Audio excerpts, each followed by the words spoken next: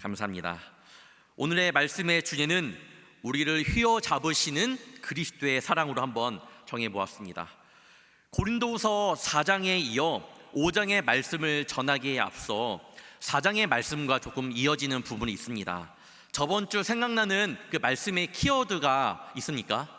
저번 주 고린도후서 4장의 키워드, 겉사람과 속사람. 우리의 육신인 겉사람과 우리의 영인 속사람이 있고, 또한 연약한 육신이겠지만 우리는 질그릇 같은 깨지기 쉬운 존재일지라도 그 안에서 예수 그리스도라는 보배를 지녔으니 그 능력은 심히 크다는 것을 말씀을 통해 우리 배웠습니다. 또한 보았습니다. 그 말씀을 기억하며 오늘 말씀을 한번 이어나가 보려고 합니다. 오늘의 말씀의 주제는 제가 뭐라고 말씀드렸죠? 우리를 휘어잡으시는 그리스도의 사랑이라고 했습니다. 14절에 보면요, 그리스도의 사랑이 우리를 강건하시는도다라는 말씀이 있는데, 이것을 표준 새 번역으로 보면 그리스도의 사랑이 우리를 휘어잡습니다라는 그렇게 해석이 됩니다. 그래서 제가 이렇게 한번 정해보았습니다. 이 시간 우리를 강건하시는 사랑, 우리를 휘어잡으시는 사랑, 예수님의 그 사랑으로 인하여 우리 마음 가운데 다시 한번 그 뜨거운 사랑이 새겨지기를 주님의 이름으로 축원합니다. 주님께서는 왜 우리를 그리스도의 사랑으로 휘어잡으시려고 할까요? 첫 번째, 이 땅의 장막을 위해서입니다. 오늘 말씀의 시작은 저번 주 말씀과 이어집니다. 우리의 겉사람과 관련되어 있습니다. 고린도후서에서는 4장에서 말했던 이 겉사람에 대해서 5장에서는 뭐라고 말하냐면 방금 말씀드렸던 것처럼 바로 장막이라고 이야기하고 있습니다. 먼저 1절을 보겠습니다. 만일 땅에 있는 우리의 장막집이 무너지면 하나님께서 지으신 집, 곧 손으로 지은 것이 아니로 하늘에 있는 영원한 집이 우리에게 있는 줄 아느니라. 우리의 겉사람을 뭘로 표현한다고 했죠? 장막입니다. 장막. 장막이란 무엇일까요? 먼저 바울의 직업은요, 장막을 만드는 일이었습니다. 바로 텐트 메이커라고 하죠. 그러니 바울은요, 장막이 무엇인지, 그리고 장막의 구조에 대해서 누구보다도 잘 알고 있었던 사람이었습니다. 장막의 특징, 여러분, 장막의 특징이 무엇이 있을까요? 첫 번째, 집의 역할을 합니다. 그렇죠. 두 번째는 쉽게 짓고 쉽게 허물 수 있습니다. 그리고 세 번째는 뭐가 있을까요? 세 번째, 오늘 말씀드리고 싶은 세 번째 가장 큰 특징이거든요.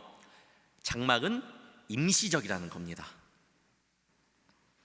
즉 바울이 지금 우리의 삶과 입고 있는 이 겉사람을 장막으로 이해했다라는 것은요, 그 육체의 모든 것들이 임시적이고 잠깐 있다가 없어지는 것으로 보았다는 거예요.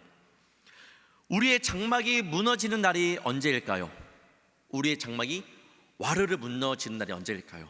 바로 우리가 죽음을 대면했을 때일 겁니다. 장막은요, 여러분, 분명하게 무너지게 되어 있습니다. 그렇다고 우리가 낙심하지 말아야 될 이유는 무엇인가요? 이 장막이 무너진다 하여도 우리가 가게 될 곳은 더 좋은 곳이기 때문이에요. 믿으시나요?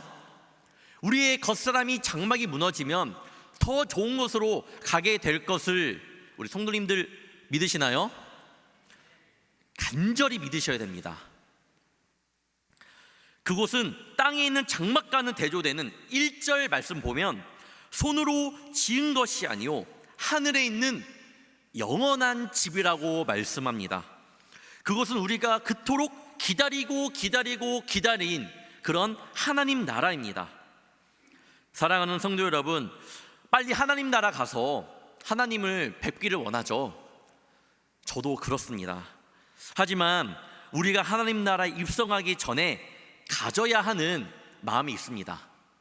하나님 나라에 입성하기 전에, 우리가 주님을 대하기 전에 반드시 가져야 하는 마음, 이 장막집으로 살면서 가져야 하는 마음, 바로 사모함입니다. 사모함.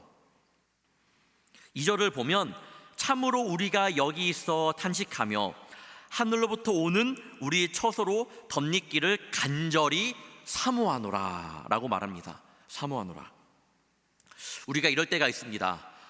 주님 빨리 오시면 좋겠습니다 라고 한번 우리 성도님들은 그렇게 고백해 보신 적이 있으신가요? 있을 겁니다. 어느 때냐? 이 땅에서의 삶이 너무나도 힘들 때, 정말로 죽고 싶을 때, 정말로 힘들 때 알게 모르게 이런 말을 내뱉을 때가 있었습니다. 그런데 여러분, 우리에게 이 하나님의 나라의 임함이 단지 이 세상에서의 도피처로만 생각을 하게 된다면 이 모습은요, 그리스도인으로서의 모습, 좋은 모습은 아닙니다. 하나님 나라에 대한 사모함이 더 간절해야지 그것이 우리의 도피처가 되어서는 절대 안 됩니다. 한번 예를 들어 설명해 드리도록 하겠습니다. 우리 성도님들 살아가시면서 살면서 스트레스 받을 때가 많을 거 아니에요. 때로는 직장 다니시는 분들은 월차나 연차 써갖고 많이 붙여갖고 한번 그냥 이곳을 떠나야겠다라고 생각을 할 때가 있습니다. 그리고 저기에서 내가 한번 도피해야지라고 생각을 할 때가 있습니다. 그런데 잘 생각해 보면요, 여러분, 그 도피처는요 그냥 도피처가 아니에요. 내가 가고자 하고 내가 가고 싶은 그 하나의 그 장소가 됩니다. 내가 원하지 않는 곳인데 내가 그곳으로 가고 싶겠습니까? 아니죠. 내가 가고 싶은 마음이 있는데 내 삶이 지기 힘드니까 그곳이 나의 도피처가 되는 겁니다. 그렇죠. 당연한 겁니다. 즉 여러분, 하나님 나라는요 여러분의 도피처가 먼저 되어서는 안 돼요. 먼저 여러분의 사모하는 그곳이 되어야 됩니다. 정말로 간절한 곳, 내가 가고 싶은 그곳, 사모함이 있는 나라가 되어야 합니다. 그렇다면 우리가 하나님 나라를 사모하며 기다리는 것은 알겠는데, 그렇다면 지금 내가 거하는 이 장막에서는 우리가 어떻게 해야 하나요? 만약 이 장막을 미워하고 부정하고 빨리 벗어나고 싶어 몸부림치면서 단지 하나님 나라를 사모함으로만 기다리면 될까요? 제가 사모함으로 기다리라고 말씀드렸잖아요. 그러니까 하나님 나라를 사모하면서 이 땅에서는 이 땅에 빨리 나가야지, 이 땅에서는 나 버티기 힘들어, 빨리 하나님 나라를 사모해야지 라는 그 마음이 옳으냐고 여러분께 묻는 겁니다. 그렇게 대해서는 절대 안 되겠죠. 영원한 삶에 빗대어 볼 때 여러분, 우리의 장막이 허술해 보이기도 합니다. 잠시 거하는 임시 장막이기에 약해 보이기도 합니다.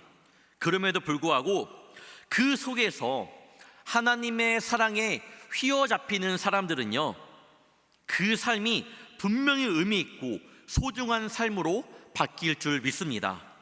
즉, 이 땅의 장막이 여러분 유한하고 허술해 보이기도 하고 임시적이라고 해서 절대로 가치가 없는 곳이 아닙니다.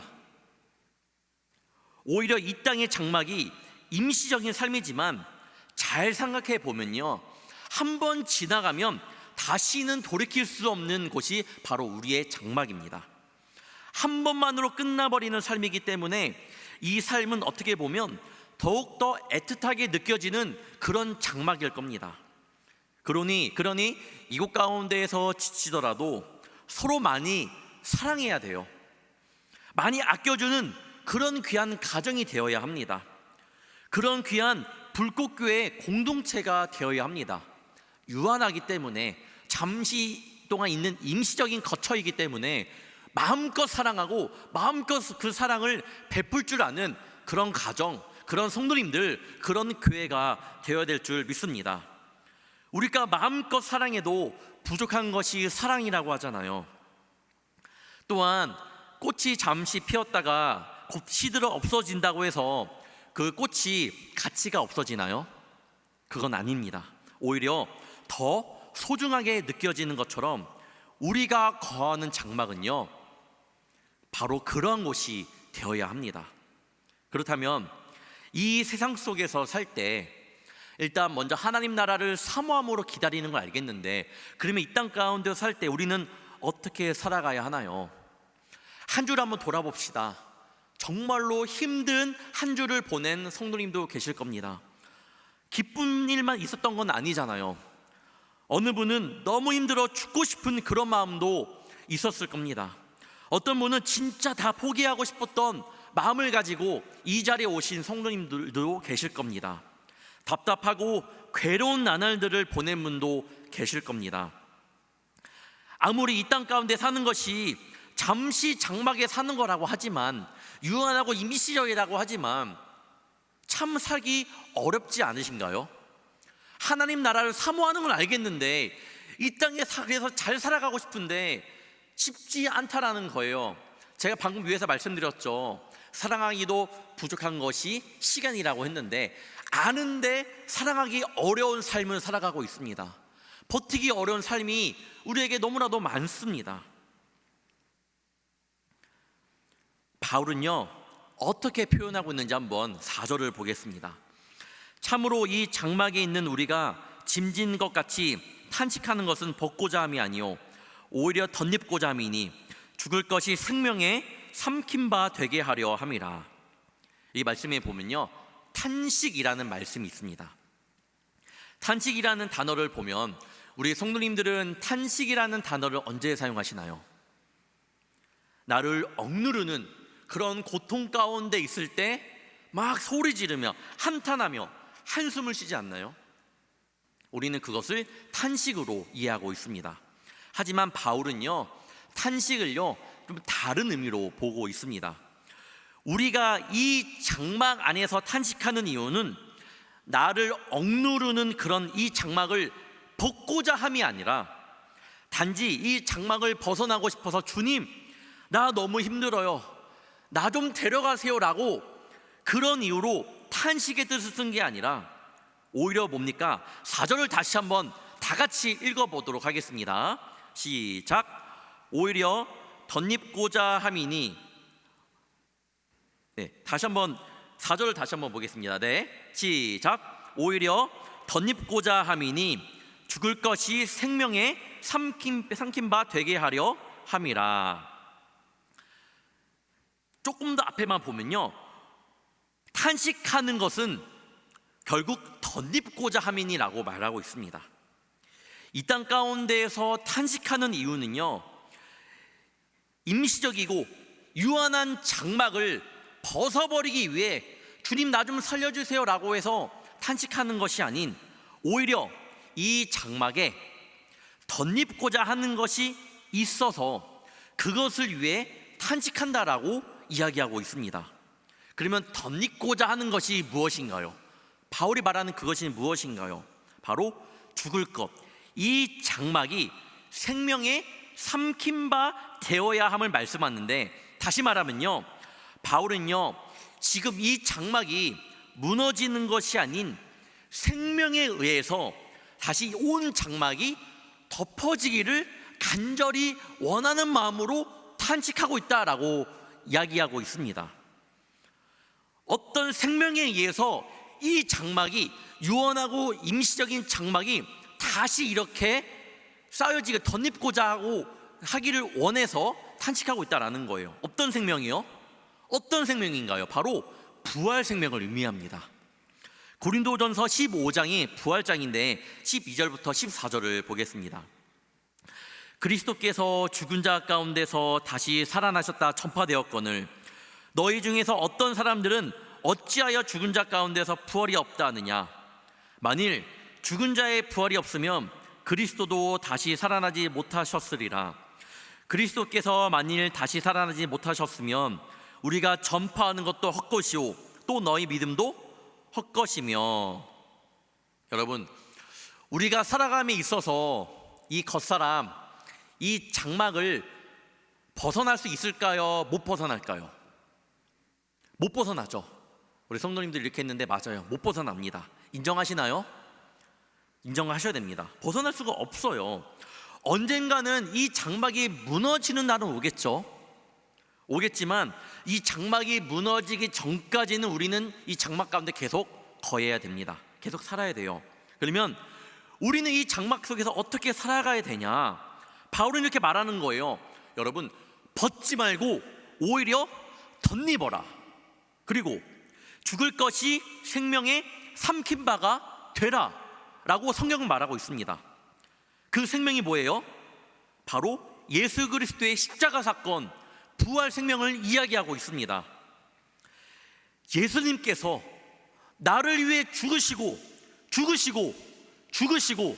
3일 만에 부활하신 그 사랑의 사건, 그 사건으로 여러분의 모든 삶이, 내 가정과 내 자녀와 내 직장과 내 사업장과 내 관계와 나에게 모든 것이 그리스도의 그 부활 사건, 예수 그리스도의 그 사랑으로 덮어져야 한다라는 거예요.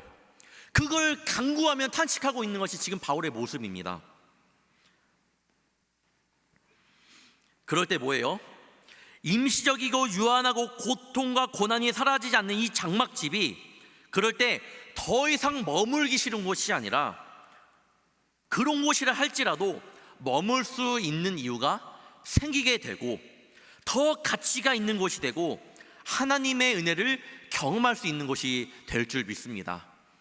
그 장막집이 유한하고 임시적이고 힘든 곳이라고 나는 생각하겠지만, 하나님의 그 부활 사건으로 십자가의 사랑으로 덮어질 때 그곳은요 가치가 있는 곳이 돼요.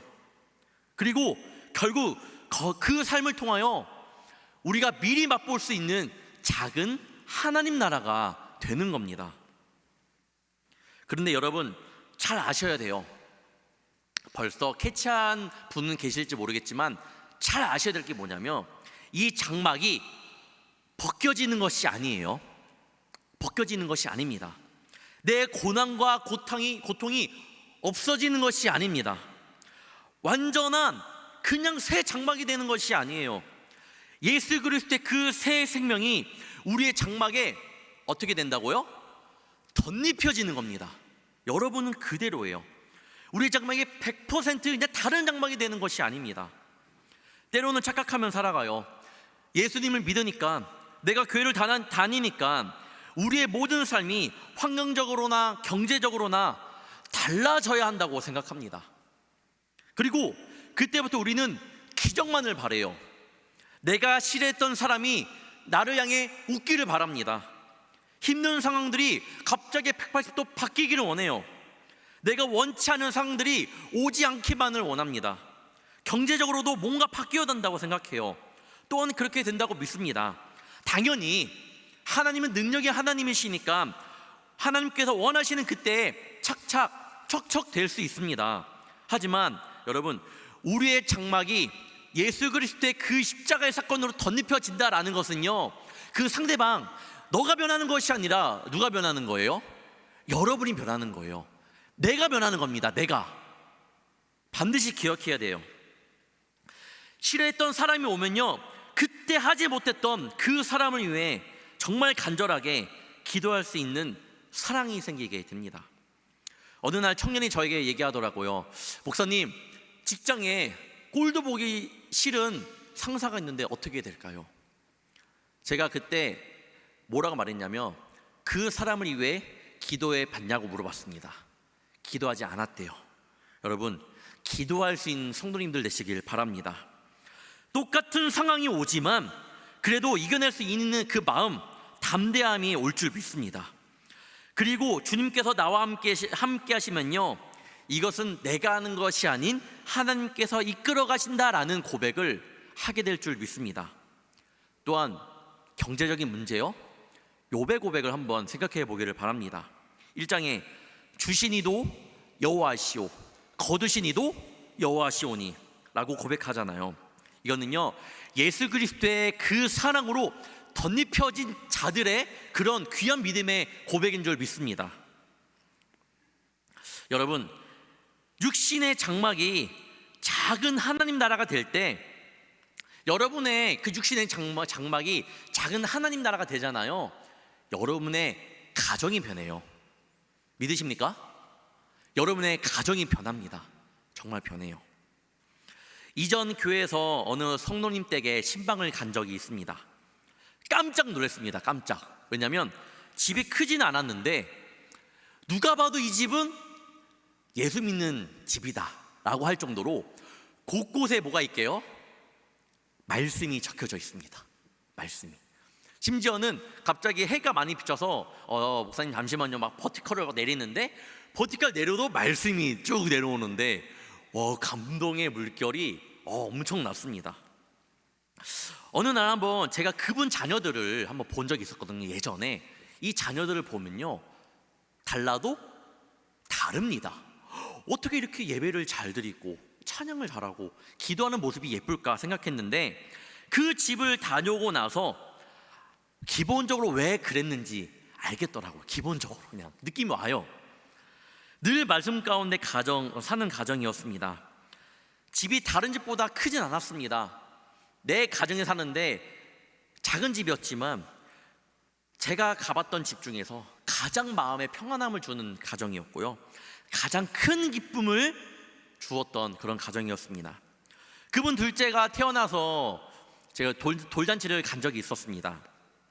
또 감동받았잖아요. 왜냐하면 돌잡이 시간에 뭘 했냐, 우리 성도님들 자녀나 손주들 돌잡이 때 그때 그 돌잔치 때 뭘 했나 한번 생각해 보시기 바랍니다. 이분은요 저도 깜짝 놀랐는데 뭐 아이의 비전과 전혀 상관없는 그런 돌잡이가 아니라 말씀잡이를 하더라고요. 말씀잡이. 네, 또 놀랐습니다. 둘째 아이가 그 여자아이였는데 그 7명의 그 여자 그 성경에 나오는 인물들을 성경 그 위에다 다 적고 그 관한 말씀을 밑에 적어놨더라고요. 그리고 빨주노초 파남 뭐 하나님의 언약의 상징이고 7개의 무지개 색깔로 다 이렇게 예쁘게 이렇게 해서 딱 7개를 넣은 거예요. 그때 느꼈습니다. 믿음의 가정은 달라도 다르구나. 그리고 그 말씀을 뽑으니까 목사님께서 나오셔서 착 읽어주시고 딱 읽어주시고 축복하며 안수해 주시는데 마음에 감동이 받았잖아요. 감동.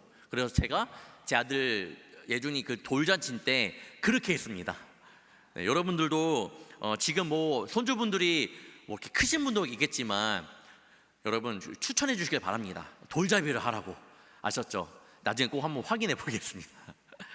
네, 바라옵기는 여러분의 삶이, 여러분의 가정이 하나님의 그 사랑에 휘어잡히시기를 축원합니다. 그래서 성도님들의 육신의 장막이 아주 잠깐이잖아요. 임시적이잖아요. 유한하잖아요. 그런 곳이라 할지라도 그곳 가운데에서 주님이 주시는 참된 기쁨을 마음껏 누리시기를 주님의 이름으로 축원합니다. 주님께서는 왜 우리를 그리스도의 사랑으로 휘어잡으실까요? 두 번째, 우리 삶에 복음만이 자랑이 되기 위해서입니다. 다 같이 12절을 한번 읽어보도록 하겠습니다. 시작.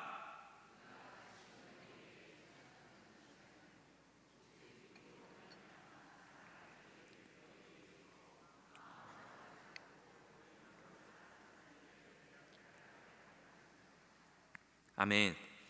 자천이란 무엇일까요? 자천, 스스로 추천한다. 반대는 추천. 네, 그렇게 바울은 왜 자천이라는 말을 했을까요? 지금이야 어느 사람에 대해 알아보려면요 여러분 알기 쉽습니다. 청년들은 SNS 한 번만 딱 들어가다 보면 금방 알 수 있고요. 또 우리 어떤 성도님들은 그 카카오톡 프로필에 자신의 뭐 학력, 학교, 자격증, 회사 사원증 뭐 이렇게 올리시는 분도 계시더라고요. 그렇게 통해 알 수 있고 때로는 전화를 통해서 혹시 그 누구 알아? 라고 물어볼 수도 있습니다. 그런데 당시 사람들은요 전화도 없죠, 인터넷도 없다 보니 누군가를 만났을 때 그 사람이 누군지 가늠이 안 되었습니다. 그래서 당시 고대 사회에서는 자신을 알릴 수 있는 추천서를 가지고 다녔습니다. 이것이 사회적인 그런 관례였거든요. 그래서 그 추천서를 가지고 다니는 것이 자신의 이력을 보여줄 수 있는 스펙이었습니다. 하지만 바울은 이것을 무엇이라고 할까요? 12절에 바로 외모라고 합니다. 외모. 자신을 알릴 수 있는 이 추천서 스펙을 사도 바울은 외모라고 합니다. 오늘날의 얼굴 성형을 이렇게 하는 것이 아니라 바울이 말하는 외모는 세상에서 인정해주는 그런 세상적인 스펙을 이야기하는 것이었습니다. 그런데 바울은 그 외모 같은 추천서에 대해서 뭐라고 말씀하나요?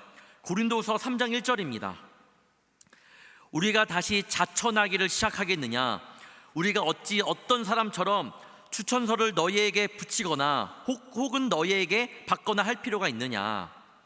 쉽게 말하면 이거예요. 추천서가 필요가 있냐라는 거예요. 고린도 사람들에게 추천서가 필요 있냐라고 묻고 있습니다. 당시에는 이 사도 바울이 굉장히 공격을 받고 있었거든요. 거짓 사도들로 인해서 사도 바울을 추천서 없지 않냐라고 공격을 당하고 있으니까 이 사도 바울이 너희들과 나 사이에 무슨 추천서가 필요 있느냐라고 이야기를 하는 거죠.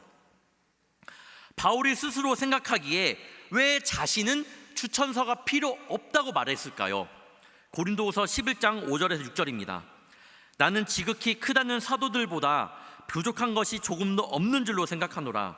내가 비록 말에는 부족하나 지식에는 그렇지 아니하니 이것을 우리가 모든 사람 가운데서 모든 일로 너희에게 나타내어노라.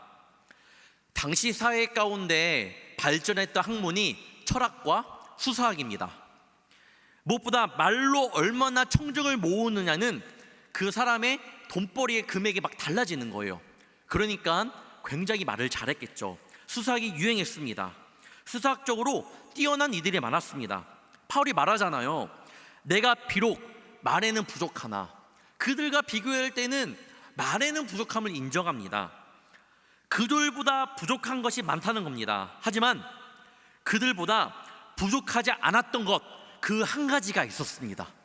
그 한 가지.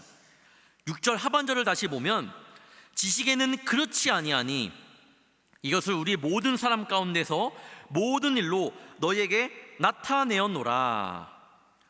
말에는 부족하나 지식에는 그렇지 아니하니 무슨 말인가요?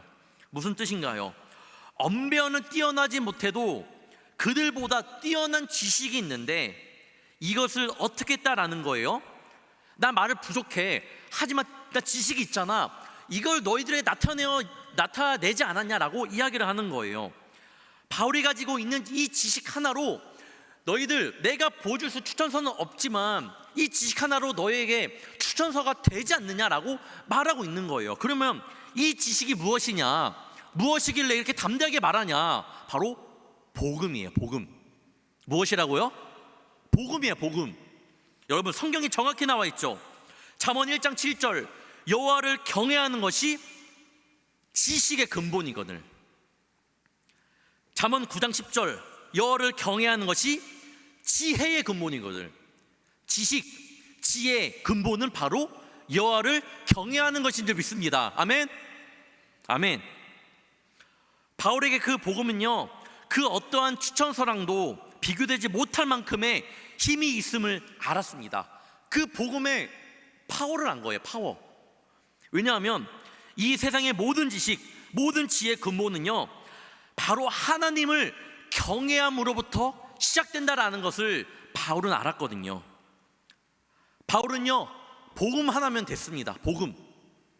이는 실제이고요, 이 세상의 모든 지식, 지혜보다 앞선 것이었고 결국 이것을 너희들에게 전했는데 이거 말고 더 이상 뭐가 필요 있느냐라고 이야기를 하고 있는 거예요. 세상의 추천서 가져다 버리라는 거예요. 세상의 스펙 가져다 버리라는 거예요. 너희들이 중요하게 생각하는 것, 세상의 기준들 다 갖다 버리라는 겁니다. 바울이 어떻게 그리 담대할 수 있었던 건가요? 한 가지죠. 그 복음이 자신의 인생을 송두리째 바꿨기 때문에, 그 복음의 신비를, 그 복음의 힘을 경험했기 때문이에요. 경험했기 때문에. 바울은 그날 다메섹으로 향하던 그날 그리스도의 사랑으로 휘어잡히는, 완전히 휘어잡히는 그 사랑을 경험했습니다.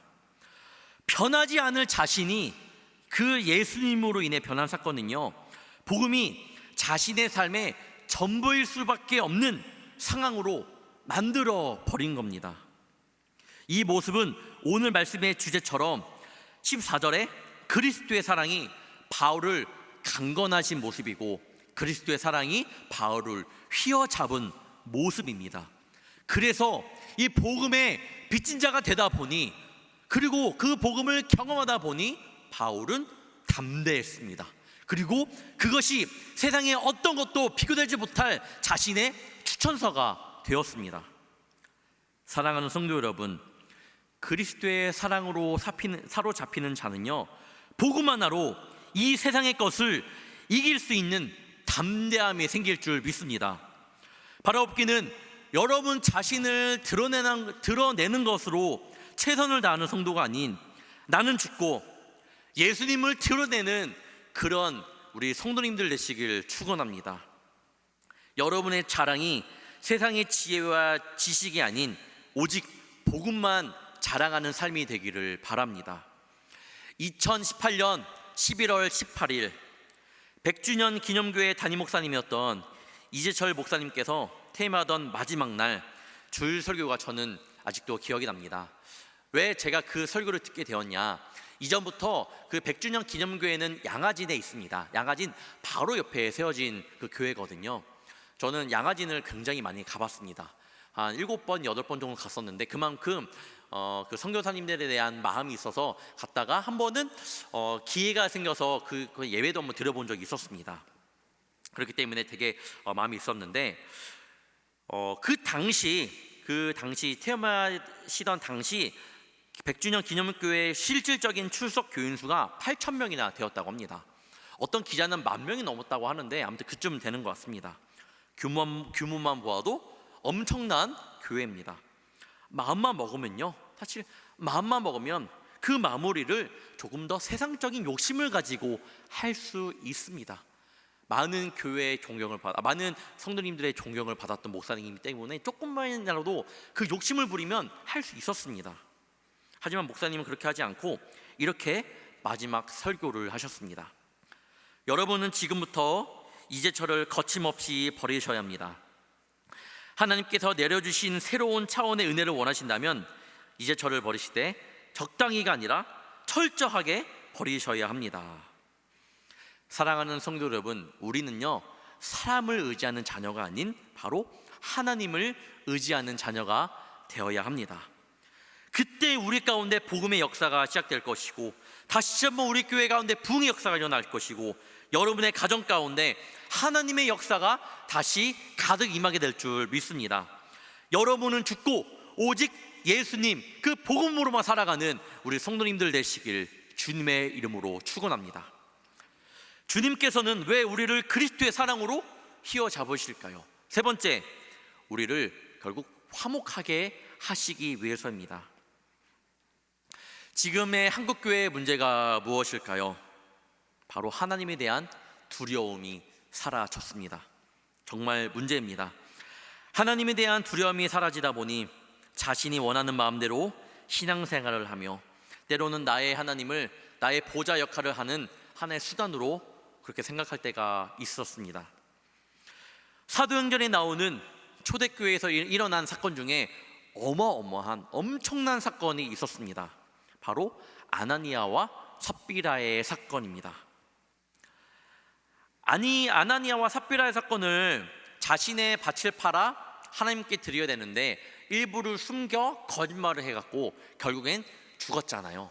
우리가 그거를 그렇게 생각을 하고 있는데 사실 이들의 행위는요, 이들의 모습은요, 성령을 속인 사건이었습니다.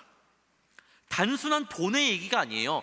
헌금을 왜 주님의 거짓말을 했느냐, 그렇죠. 그런 하나님의 성령을 속이는 사건이 가장 큰 문제였습니다. 돈 문제가 아니라는 거예요. 사도행전 5장 3절입니다. 베드로가 이르되 아나니아여 어찌하여 사탄이 내 마음에 가득하여 내가 성령을 속이고 땅값 얼마를 감추었느냐. 그리고 4절에 땅이 그대로 있을 때에는 내 땅이 아니며 판 후에도 내 마음대로 할 수가 없더냐. 어찌하여 이 일을 내 마음에 두었느냐. 사람에게 거짓말한 것이 아니요 하나님께로다.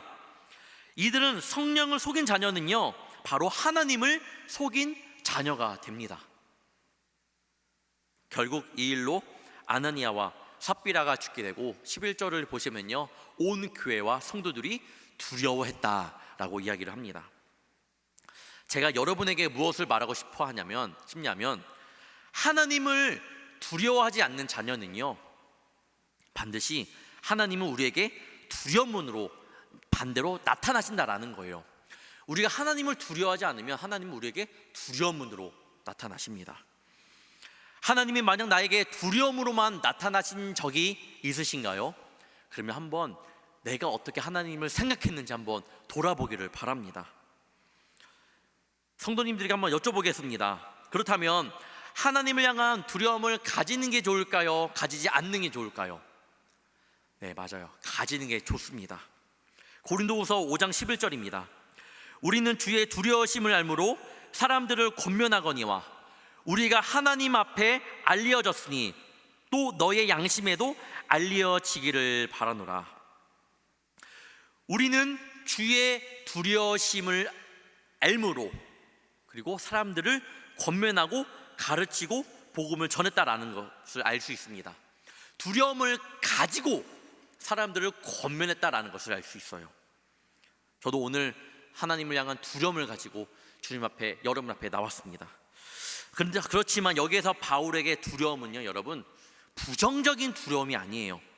고린도후서 7장 1절을 보시면요, 그런즉 사랑하는 자들아, 이 약속을 가진 우리는 하나님을 두려워하는 가운데에서 거룩함을 온전히 이루어 육과 영의 온갖 더러운 것에서 자신을 깨끗하게 하자. 오히려 바울은요, 하나님을 두려워함으로 주님 앞에 거룩함을 가지고 나아갔음을 우리는 성경을 통해 볼 수 있습니다. 그 거룩함을 가지고 자신을 더럽히는 것에서 자신을 깨끗하게 하였습니다. 바울에게 즉 두려움은요, 하나님을 경외함으로 거룩하게 서게 해주는 바로 그것이었습니다.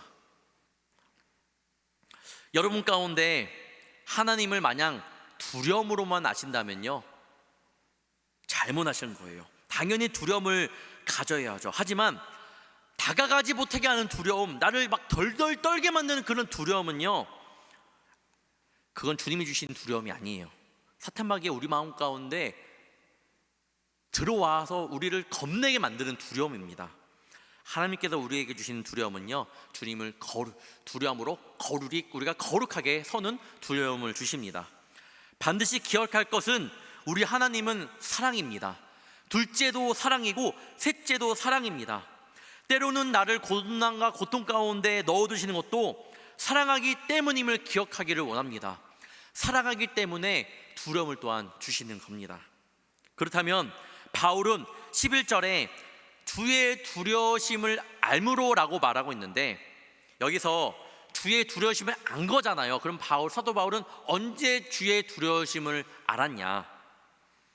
이 알므로의 주의 두려우심을 알므로의 이 원문을 보면요, 어떠한 이 전승 과정이나 지식 탐구 과정을 통해 습득된 것이 아니라 계시나 체험을 통해 습득된 지식을 의미합니다. 즉 주의 두려움을 알므로라는 뜻은요, 자기의 몸소 체험을 한 두려움이에요. 어떤 두려움이에요? 아까도 말했지만 바로 다메섹 사건입니다. 다메섹 도상에서 부활하신 그리스도를 만나 두려움을 처음 느꼈습니다. 하지만 잘 보면 다메섹 사건이 두려움으로만 끝난 사건일까요? 아니요. 하나님께서 죄 많은 바울을 택하시고 주의 자녀로 바꾸셨다라는 것은 뭐예요? 하나님께서 결국 그것은 두려움이 아니라 하나님의 사랑을 보여주신 그 바울을 하나님의 사랑으로 휘어잡으신 그 증거가 되는 사건입니다. 바울이 주의 두려우심을 알므로, 자신을 휘어잡고 계시는 그 사랑을 알므로 두려움이 변하여 그 사랑을 알게 되었고, 그 사랑을 가지고 지금 많은 고린도 교인들에게 주의 사랑을, 그 복음을 권면하고 전하고 있었던 겁니다. 결국 주님의 사랑으로 휘어잡힌 바울은요, 17절처럼 오히려 그 사랑 때문에 그리스도 안에 속하게 되었다라고 고백을 하고요, 새로운 피조물로서 이전 것이 지나가고 보라 새 것이 되었음을 그 사랑 때문에 알게 되는 역사가 일어납니다. 그리고 마지막 한번 18절을 다 같이 보겠습니다. 다 같이 한번 읽어보겠습니다. 모든 것이 하나님께로서 났으며 그가 그리스도로 말미암아 우리를 자기와 화목하게 하시고 또 우리에게 화목하게 하는 직분을 주셨으니, 결국 또한 우리를 휘어잡는 사랑은요, 나와 하나님과의 관계를 화목하게 하실 뿐만 아니라 더 나아가 나와 내 이웃들, 지금 옆에 있는 동역자들과의 관계를 화목하게 하시는 줄 믿습니다. 제가 청년들에게 간혹 하는 말이 있습니다. 지금 우리의 모든 교회들이 하나님 사랑을 열심히 있는데 이웃 사랑에 대해서는 소홀해진 것 같다라고 이야기를 할 때가 많아요. 사랑하는 성도 여러분, 하나님께서 우리를 얼마만큼 사랑하시기에 독생자 예수님을 이 땅 가운데 보내주셨을까요? 하나님께서 우리를 얼마나 사랑하시기에 여러분을 이 자리에 부르신 건가요? 하나님께서 우리를 얼마나 사랑하시기에 여러분의 장막 가운데 또한 고난과 역경을 허락하셨나요? 내가 이해하지 못하는 일과 상황이 있더라도 이 모든 것은요, 오직 예수 그리스도의 사랑으로 말미암아 완성이 되는 줄 믿습니다. 바라옵기는 예수님의 우리를 휘어잡으시는 그 사랑으로 말미암아 이 땅의 이 장막에서 작은 천국을 누리며 살아가며 복음만이 자랑이 되며 마지막으로 하나님과 화목하게 또 이웃과 화목하게 살아가는 복되고 귀한 성도님들 되시길 축원합니다. 이 시간 다 함께 찬양하며 기도하며 나아갈 때에 하나님의 사랑에 휘어잡히시는 그런 시간이 되기를 소망합니다.